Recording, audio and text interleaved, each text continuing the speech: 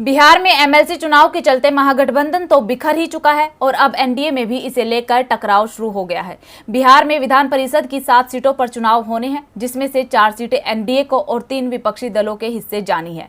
NDA को मिलने वाली सीटों को लेकर बीजेपी और जेडीयू आमने सामने आ गए हैं। बिहार में जेडीयू और बीजेपी के बीच की दूरियां लगातार बढ़ती जा रही हैं। नीतीश ने साफ कर दिया है कि अब वो बीजेपी के आगे नहीं झुकेंगे। जब जातिगत जनगणना का मुद्दा उठा तो नीतीश ने साफ संकेत दे दिया कि बीजेपी को तय करना है कि उसे सरकार में रहना है या नहीं, क्योंकि बिहार सरकार जातिगत जनगणना कराने की तैयारी कर रही है। सरकार रहे या जाए ये बीजेपी तय कर ले।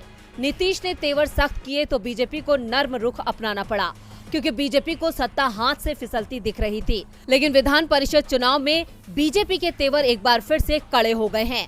तो जेडीयू ने भी साफ कर दिया है कि गठबंधन में उसकी स्थिति बराबरी की है और वो बराबरी का समझौता चाहता है। विधान परिषद की 7 सीटों पर चुनाव होना है। ये सीटें विधायकों के वोट से भरी जाती हैं और विधानसभा की दलगत स्थिति देखते हुए साफ है कि 4 सीटें एनडीए को और 3 विपक्षी दलों के हिस्से में जानी हैं। बीजेपी 4 में से 3 सीटों पर दावेदारी कर रही है तो जेडीयू 2-2 के बंटवारे पर अड़ी है। दरअसल 243 सदस्य बिहार विधानसभा में एमएलसी की 1 सीट जीतने के लिए 31 विधायकों के समर्थन की जरूरत है।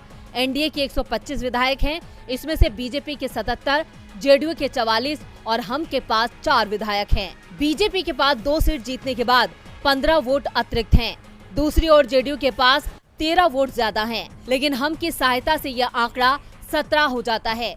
जेडीयू ने साफ कर दिया है कि वो 2 सीटों पर उम्मीदवार उतारेगी। ऐसे में सवाल उठ रहे हैं कि क्या बीजेपी एक बार फिर जेडीयू के सामने झुकेगी, क्योंकि बीजेपी अड़ी तो गठबंधन भी टूट सकता है।